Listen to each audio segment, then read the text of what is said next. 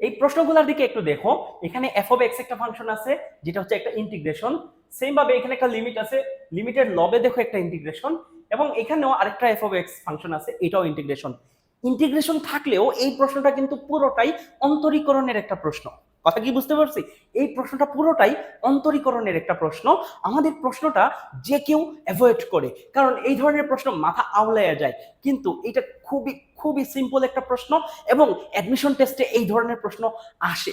Admission টেস্টে যখন এই ধরনের প্রশ্ন আসে তখন বেশিরভাগই 99.99% এই প্রশ্নগুলো ডিরেক্ট অ্যাভয়েড করে চলে যায়, এগুলো আনসারই করে না, অথচ জাস্ট একটা ছোট্ট সূত্র জানলেই এগুলো সলভ করা যায়। তো সেই ছোট্ট সূত্রটা কি? ছোট্ট সূত্রটা হচ্ছে আমাদের নিউটন লিবনিজ উপপাদ্য। নিউটন লিবনিজ উপপাদ্য, উপপাদ্যটা আগে বুঝে নাও, তারপর অঙ্কগুলা বুঝি। উপপাদ্যটা বুঝলে অঙ্কগুলা বোঝা একেবারে সহজ। উপপাদ্যটা আমাদের কি বলতেছে খেয়াল করো। ধরো এফ অফ এক্স একটা ফাংশন, এফ অফ এক্স একটা ফাংশন যেটা ইন্টিগ্রাল ফাংশন। ইন্টিগ্রেশনে আমাদের কি আছে? আলফা থেকে বিটা আমাদের লিমিট আছে, আর এখানে small f of t dt. এখানে আমাদের যে চলকটা থাকবে সেটা হচ্ছে আমাদের মূল ফাংশনের চলক থেকে ভিন্ন। মূল ফাংশনের চলক হচ্ছে এক্স, আর এই ইন্টিগ্রেশনের চলক হচ্ছে টি। ওকে, সমস্যা নাই। তবে আমাদের খেয়াল করা লাগবে এখানে আলফা এবং বিটা এরা হবে আমাদের চলক, এরা হবে চলক। এখানে দেখো আমি আলফা সম্পর্কে কি লিখছি? জি অফ এক্স। বিটা সম্পর্কে কি লিখছি? H of x. তার মানে G of x, H of x, এর অর্থ আলফা আর বিটা হচ্ছে ফাংশন, অথবা এরা হচ্ছে চলক। এখানে এক্স থাকবে, সহজ কথায় এক্স থাকবে। ওকে, এখন এইরকম ফাংশনের ক্ষেত্রে আমরা অন্তরীকরণ কিভাবে করতে পারি? এই এফ অফ এক্স ফাংশন, ফাংশনটা ইন্টিগ্রাল ফাংশন, অর্থাৎ এখানে ইন্টিগ্রেশন আছে। আমরা এফ অফ এক্স কিভাবে বাইর করতে, sorry, F prime of x কিভাবে বাইর করতে পারি, অর্থাৎ অন্তরীকরণ আমরা কিভাবে বাইর করতে পারি? অন্তরীকরণ, এই এফ ফাংশনের অন্তরীকরণ হবে খুবই সিম্পল। আমাদের কি করতে হবে? এই যে বিটা আছে আপার লিমিট, এই টি এর জায়গায় একবার বসায় দাও, তাহলে এফ অফ বিটা, এবং সেই বিটার অন্তরীকরণ করো। এরপরে ফর্মুলার মাইনাস এই লোয়ার লিমিট যেটা আছে আলফা, আলফাটা টি এর জায়গায় বসে দাও, তাহলে এফ অফ আলফা, এবং সেই আলফার অন্তরীকরণ করো। তার মানে আমাদের কাজটা কি?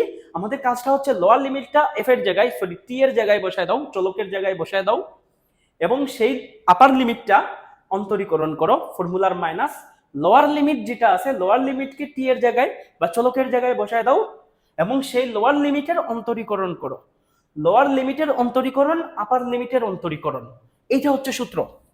আশা করি তোমাদেরকে এই সূত্রটা বুঝাইতে পারছি। এখন আমাদের কি করতে হবে? এই সূত্রের আলোকে, এই সূত্রের আলোকে আমাদের এই প্রশ্নগুলো একটু সলভ করতে হবে। দেখি আমরা প্রথম যে প্রশ্নটা আছে সেটার দিকে খেয়াল করি। আমাদের প্রশ্নটা কি বলতেছে খেয়াল করো।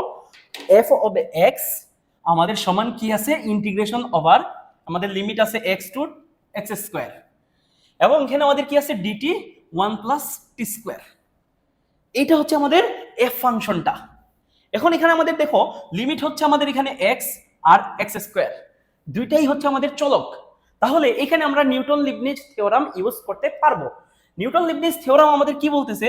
এফ প্রাইম কত হবে? এফ প্রাইম অফ এক্স, সেটা হবে, আমি এই এক্সটা টি এর জায়গায় বসাই দিব, আমাদের উপরে মনে মনে 1 আছে, তাহলে 1/1 প্লাস টি যেটা আছে এই টির জায়গায় বসবে, এই টির জায়গায় বসবে আমাদের এই এক্স স্কোয়ার, তাহলে এক্স স্কোয়ার আর হোল স্কোয়ার হবে নাকি? হোল স্কোয়ার কেন হবে? অলরেডি একটা স্কোয়ার আছে, সেটা এটা, আর এক্স স্কোয়ার হবে টি এর রিপ্লেসে, ইনটু আমাদের কি করতে হবে? এই এক্স স্কোয়ারের অন্তরীকরণ বসাইতে হবে 2x। এরপরে ফর্মুলার মাইনাস, ফর্মুলার মাইনাস লোয়ার লিমিট, লোয়ার লিমিটটা টি এর জায়গায় বসাইতে হবে, অর্থাৎ টি এর জায়গায় এক্স বসাইতে হবে, অর্থাৎ আমাদের 1/1 প্লাস এক্স স্কোয়ার, আমাদের টি এর জায়গায় এক্স বসে গেছে, ইনটু সেই এক্স এর, এই এক্স এর অন্তরীকরণ। বুঝতে পারছি আমরা কি করছি এখানে? আমরা সুন্দর করে টি এর জায়গায় একবার এক্স স্কোয়ার বসাইছি, সেই এক্স স্কোয়ারের অন্তরীকরণ বসাইছি, ফর্মুলার মাইনাস এই টি এর জায়গায় এক্স বসাইছি, এবং সেই এক্স এর অন্তরীকরণ করছি। এখন এখান থেকে যেটা থাকবে সেটাই হচ্ছে আমাদের আনসার, অর্থাৎ আমাদের এখানে কি থাকবে? 2x/1 plus x two the power 4 minus 1/1 plus x square. এরপরে আমাদের একটু লসাগু টসাগু নেওয়া লাগতে পারে, বা এখানেই আমাদের আনসার। আমাদের এইভাবেই এই ধরনের প্রশ্ন সলভ করতে হবে। খেয়াল করো এই প্রশ্নতে ইন্টিগ্রেশন ছিল, কিন্তু আমরা কোথাও ইন্টিগ্রেশন ইউজ করি নাই, আমরা ডিরেক্ট নিউটন লিবনিজ থিওরামের সাহায্যে এক লাইনে আনসার বের করে ফেলছি, জাস্ট এক লাইনে দেখো আনসার বের হয়ে গেছে। তাহলে এইভাবে এই ধরনের প্রশ্ন এডমিশন টেস্টে তোমরা আনসার করতে পারবা। আমরা যদি 2 নম্বর যে প্রশ্নটা আছে সেটা একটু খেয়াল করি, আমাদের যে পরের প্রশ্নটা সেটা কি বলতেছে দেখো, এখানে একটা লিমিট আছে, এখানে একটা লিমিট আছে। লিমিটটা কি বলতেছে, লিমিট x টেন্ডস টু 0, আমাদের কি আছে ইন্টিগ্রেশন ওভার 0 টু x, আমাদের sin 7 থিটা d থিটা, আর নিচে আছে cos 14x। এখন লিমিটের মান বাহির করার জন্য একটা কমন রুল আমরা জানি কি, লা হসপিটালস রুল। লা হসপিটালস রুল অনুযায়ী আমাদের কি করা লাগবে, আমাদের লব এবং হরকে আলাদাভাবে অন্তরীকরণ করতে হবে। অর্থাৎ আমাদের লবে যেটা আছে সেটার অন্তরীকরণ f প্রাইম অফ x, আর হরে যেটা আছে সেটারও অন্তরীকরণ g প্রাইম অফ x, দুইটাকে আলাদাভাবে অন্তরীকরণ করতে হবে। ওকে, আমরা অন্তরীকরণ করে ফেলি। আমাদের হর যেটা আছে সেটা হচ্ছে cos 14x, তাহলে cos কে অন্তরীকরণ করলে মাইনাস sin 14x, আর 14x কে আবার অন্তরীকরণ করতে হবে 14 ইন্টু 1, 14 ইন্টু 1। ওকে, এখন উপরে তো আমরা নিউটন লিবনিজ থিওরাম ছাড়া অন্তরীকরণ করতে পারবো না, কারণ কি এটা একটা ইন্টিগ্রাল ফাংশন, এখানে ইন্টিগ্রেশন চিহ্ন আছে, তাহলে এটাকে আমরা স্বাভাবিক নিয়ম অনুযায়ী এইভাবে অন্তরীকরণ করতে পারবো না। ওকে, নিউটন লিবনিজ থিওরাম অনুযায়ী অন্তরীকরণ করি। আমাদের এখানে কি আছে sin 7 থিটা, তাহলে sin 7 থিটা যেটা আছে থিটার জায়গায় বসবে আপার লিমিট অর্থাৎ x, বসাইলাম x ইনটু সেই x এর অন্তরীকরণ, x এর অন্তরীকরণ কত জানি আমরা 1, ফর্মুলার মাইনাস।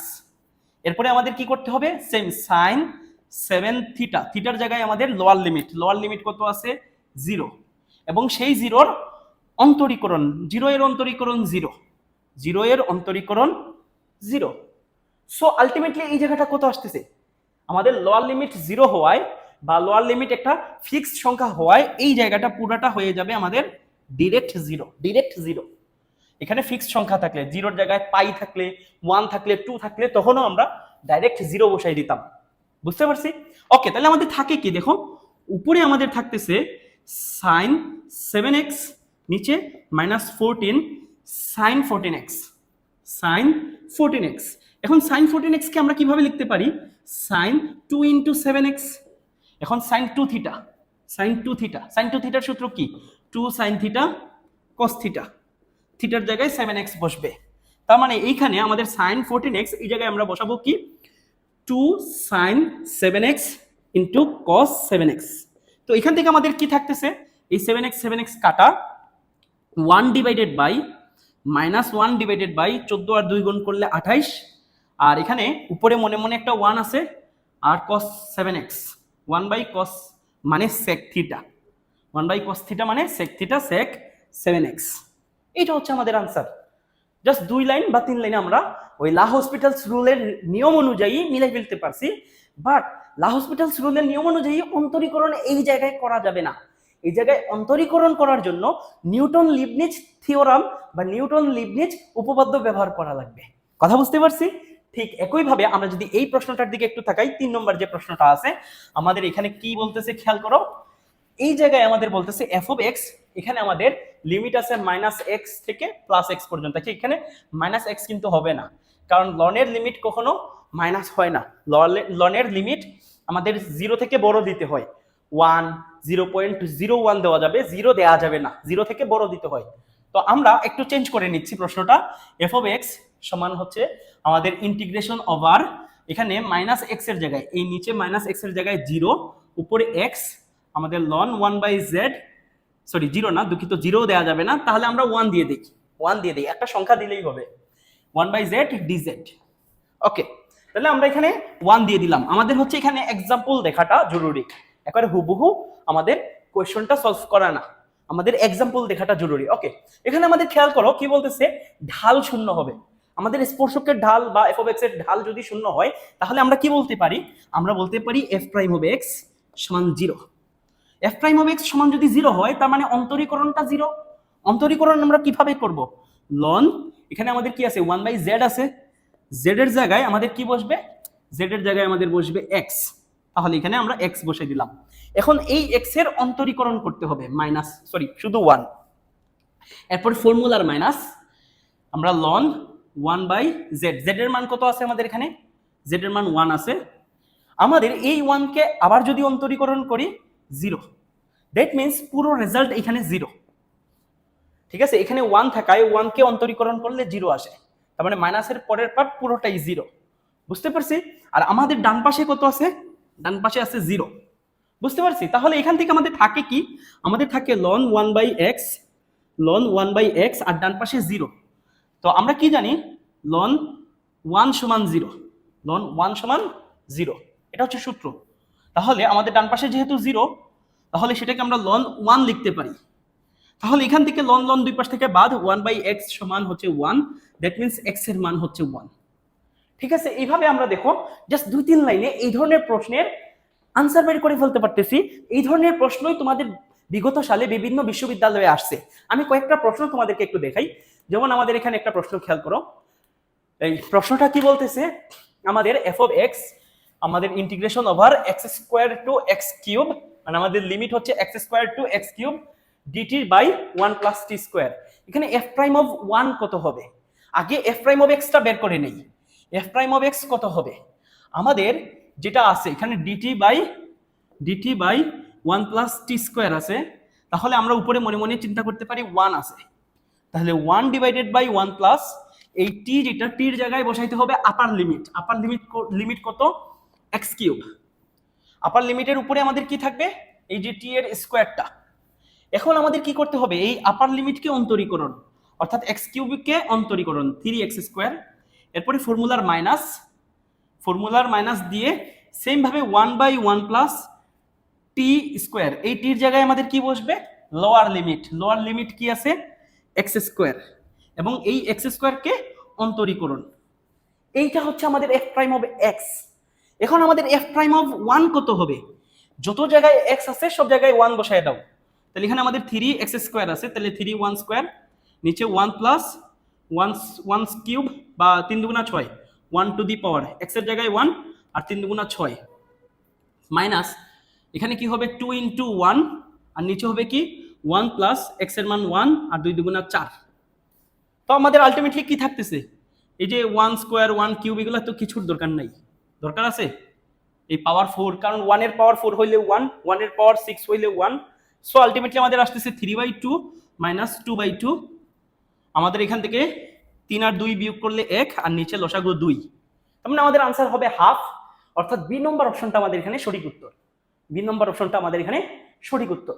এরপরে এই প্রশ্নটা দেখো, এটাও অনেকগুলা বিশ্ববিদ্যালয়ে আসছে আমাদের এরকম প্রশ্ন। রাজশাহী বিশ্ববিদ্যালয়ে আসছে, তারপর ইসলামিক ইউনিভার্সিটিতে আসছে, তারপর বুয়েটে আসছে, বিভিন্ন বিশ্ববিদ্যালয়ে আসছে। তো এর মধ্যে যদি আমরা 2 নম্বর প্রশ্নটা একটু খেয়াল করি, আমাদের 2 নম্বর প্রশ্নটা বলতেছে কি? x এর মান কত হলে f of x এর মান ন্যূনতম হবে? f of x এর মান ন্যূনতম হবে। তো আমাদের 2 নম্বর প্রশ্নটা বলতেছে কি? x এর মান কত হলে f of x এর মান ন্যূনতম হবে? ন্যূনতম কখন হয়? যখন আমাদের f প্রাইম অফ x এটার মান 0 হবে। কারণ আমরা সর্বোচ্চ এবং সর্বনিম্ন মানের জন্য f প্রাইম অফ x এর মান জানি 0। ফাংশনের সর্বোচ্চ এবং সর্বনিম্ন মানের জন্য তার অন্তরীকরণের মান কত? 0। তাহলে আমাদের এখানে অন্তরীকরণটা বাইর করতে হবে। f প্রাইম অফ x কত হবে? f প্রাইম অফ x হবে আমাদের এখানে dt এর জায়গায় আমাদের 1 চিন্তা করো, নিচে 1 প্লাস t², t এর জায়গায় আপার লিমিট হচ্ছে x³। আচ্ছা দুঃখিত, আমরা 2 নম্বর প্রশ্নটা সলভ করতেছি। এখানে আমাদের আছে আপার লিমিট x আর t - 3 নিচে t² + 7। 2 নম্বর প্রশ্ন, এখানে t এর জায়গায় হবে আমাদের x - 3 ডিভাইডেড বাই x² + 7, অর্থাৎ t এর জায়গায় আপার লিমিট x বসাই দিছি। এখন এই x এর অন্তরীকরণ 1, ফর্মুলার মাইনাস, লোয়ার লিমিট আছে আমাদের 0, 0 কে অন্তরীকরণ করলে 0 আসে, তাই পুরো রেজাল্ট 0। এখন দেখো এই f প্রাইম x এর মান কত? 0। তাহলে এই x² + 7 কে বাম পাশে আনলে 0 সমান x - 3 বা x এর মান কত আসবে? 3। দ্যাট মিন্স x সমান 3 হলে আমাদের f প্রাইম অফ x এর মান 0 হয়। অর্থাৎ এখানে সর্বোচ্চ অথবা সর্বনিম্ন বিন্দু পাওয়া যাবে। যেহেতু ন্যূনতম চাইছে, তার মানে ন্যূনতম আমাদের x সমান 3 বিন্দুতে পাওয়া যাবে। এখানে যদি কোনো অপশন থাকতো যে কোনোটি নয়, তাহলে আমাদের একটা ভেজাল ছিল। কি ছিল? আমাদের f ডাবল প্রাইম বের করে দেখতে হইতো যে এফ ডাবল প্রাইম অফ থ্রিটা গ্রেটার দেন 0 হয় কিনা। এটা অন্য বিষয়, এত পেচাল করবে না। আমাদের আনসার এখানেই শেষ। আমাদের আনসারটা কি? আমাদের এফ প্রাইম অফ এক্স এর মানটা 0 ধরতে হবে। এফ প্রাইম অফ এক্স এর মান বের করছি নিউটন লিবনিজ থিওরাম দিয়ে, এবং সেটার মান 0 বসাই দিছি, এবং সেখান থেকে এক্স এর মান বের করে নিছি। এইটাই হচ্ছে সিম্পল রুল। জাস্ট 3 লাইনে বা 2 লাইনে আনসার বের হয়ে যাবে। আমাদের 2 নম্বর প্রশ্ন শেষ হয়ে গেল। আমরা যদি পরের প্রশ্নটা দেখি, প্রশ্ন নম্বর 3 আমাদের বলছে কি জি অফ এক্স এত হলে আমাদের জি প্রাইম অফ এক্স কত। জি অফ এক্স এত হলে জি প্রাইম অফ এক্স কত। তাহলে আমরা জি প্রাইম অফ এক্স বের করি। এখানে জি প্রাইম অফ এক্স কত হবে? জি প্রাইম অফ এক্স হবে আমাদের এখানে, আমাদের আপার লিমিট কত আছে? এক্স স্কোয়ার আছে, তার মানে টির জায়গায় এক্স স্কোয়ার বসাতে হবে। তাহলে ই টু দি পাওয়ার টির জায়গায় x square 1 plus e to the power x square, upper limit টির জায়গায় বসাই দিয়েছি, ইন্টু এই এক্স স্কোয়ারের অন্তরজ করতে হবে। তো অন্তরজ করলে 2x, ফর্মুলার মাইনাস লোয়ার লিমিট দেখো 0 আছে, তার মানে এই পুরো পার্ট 0 আসবে। লোয়ার লিমিট আমাদের 0 আছে, 0 কে অন্তরীকরণ করলে 0, তাই আমার ডান পাশ পুরোটা 0, মানে মাইনাসের পরের পার্টটা পুরোটাই 0। ওকে, তাহলে আমাদের এখানে থাকে কি 2x e to the power x square divided by 1 plus e to the power x square. এখানে আমাদের যে প্রথম অপশনটা আছে 2x e to the power x square divided by 1 plus e to the power x square, এটাই আমাদের সঠিক উত্তর। বুঝতে পারছি? ঠিক একইভাবে আমরা যদি এর পরের প্রশ্নটা দেখি, প্রশ্ন নম্বর 4, এখানে আমাদের কি আছে? একটা limit cos square theta d theta divided by sin x, এইটার মান কত? এখানে x এর লিমিট 0 বলে দিছে। আমাদের এখানে কি করতে হবে? উপরে এবং নিচে অন্তরীকরণ করতে হবে। তো উপরে এবং নিচে যদি অন্তরীকরণ করতে চাই, তা আমাদের কি দেয়া আছে দেখো, লিমিট x টেন্ডস টু 0। আমাদের উপরে কি আছে? cos square theta d theta, আর নিচে আছে sin x। ওকে, তো আমাদের সরি, এই উপরে আমাদের একটা লিমিট আছে, ইন্টিগ্রেশন আছে 0 টু x। ওকে, এখন দেখো নিচে যদি আমরা অন্তরীকরণ করি, এই নিচের পার্টটা অন্তরীকরণ করলে cos x, আর উপরের পার্টটাকে অন্তরীকরণ করলে নিউটন লিবনিজ থিওরাম দিয়ে অন্তরীকরণ করতে হবে। অর্থাৎ এখানে আমাদের কি আছে? cos স্কয়ার থিটা আছে, থিটার জায়গায় বসবে x, থিটার জায়গায় বসবে x ইনটু এই x এর অন্তরীকরণ 1, এরপরে ফর্মুলার মাইনাস, এখানে লোয়ার লিমিট 0 আছে যেহেতু মাইনাসের পরের পার্টটা পুরোটাই 0। তো আমাদের থাকে কি? থাকে দেখো উপরে cos স্কয়ার x, নিচে cos x, কাটাকাটি করলে থাকে cos x। এখন x এর মান কত? x এর মান 0, cos 0 এর মান কত হবে? cos 0 এর মান 1, তার মানে এখানে আমাদের আনসার হবে 1, অর্থাৎ এটা সি নম্বর অপশনটা হচ্ছে আমাদের সঠিক উত্তর। ঠিক একইভাবে যদি আমরা 5 নম্বর প্রশ্নটা দেখি, 5 নম্বর আমাদের প্রশ্নটা বলতেছে limit f of x limit 0 to x t minus 4 divided by 9 minus t square dt, এই ফাংশনটির বৃহত্তম মান পেতে হলে x সমান কত হতে হবে? তো এখানে খেয়াল করো, এই ফাংশন যেটা আছে এটার ক্ষেত্রে আমাদের সর্বোচ্চ মান পাইতে চাই। সর্বোচ্চ মান পাইতে গেলে আমাদের কি করা লাগবে? f প্রাইম অফ x 0 হতে হবে। তো f প্রাইম অফ x এখানে বের করে নেই। f প্রাইম অফ x এখানে আমরা বাইর করতে গেলে আমাদের এখানে x আছে, টির জায়গায় x বসাই দাও, x minus 4, নিচে 9 মাইনাস টি স্কোয়ার, অর্থাৎ 9 মাইনাস টির জায়গায় x বসাই দাও স্কোয়ার। টির জায়গায় আমরা x বসাইছি, সেই x এর অন্তরীকরণ হচ্ছে 1, এরপরে ফর্মুলার মাইনাস, এখানে দেখো লোয়ার লিমিট 0 আছে, 0 কে অন্তরীকরণ করলে কত আসে? 0 আসে, সেজন্য আমাদের মাইনাসের পরে সম্পূর্ণটা 0 এবং ডান পাশ আছে আমাদের 0। সো আমরা এখান থেকে কি লিখতে পারি? এখান থেকে ডাইরেক্ট সমান 0 লিখতে পারি। এই নিচের পার্টটা 9 মাইনাস এক্স স্কোয়ার, এটা নিচের এই পার্টটা আমরা ডান পাশে নিয়ে গেলে x মাইনাস 4 সমান 0, বা x এর মান আমাদের এখানে আসবে 4, x এর মান আসবে আমাদের এখানে 4, সি নম্বর অপশনটা আমাদের এখানে সঠিক উত্তর। তাহলে এখানে আমাদের খেয়াল করো, এই যে আমরা নিউটন লিবনিজ থিওরামটা শিখলাম, এটার মাধ্যমে আমরা অ্যাডভান্স কিছু ম্যাথ করতে পারি। আর হ্যাঁ, একটা ছোট্ট প্রমোশন করে দিচ্ছি, তুমি যদি এই ধরনের শর্টকাট শেখার মাধ্যমে নিজেকে অন্যদের থেকে এগিয়ে নিয়ে যেতে চাও, তাহলে আমাদের এই পেইড কোর্সটা জয়েন করতে পারো। এখানে ফিজিক্স যে সাবজেক্টটা, সেটা তোমাদের ফয়সাল ভাইয়া সম্পূর্ণ A to Z কভার করবে, আর ম্যাথ সাবজেক্টটা আমি এবং তোমাদের ফয়সাল ভাই মিলে তোমাদের জন্য A to Z কভার করে দেব। শুধু এখানে কিন্তু শেষ না, এর পাশাপাশি ফিজিক্স এবং ম্যাথের সাথে কেমিস্ট্রি সাবজেক্টটা তোমরা গিফট আকারে পেয়ে যাবা, অর্থাৎ কেমিস্ট্রি সাবজেক্টের ক্লাসটা তোমরা গিফট কোর্স হিসেবে পেয়ে যাচ্ছ পেইড কোর্সের পাশাপাশি।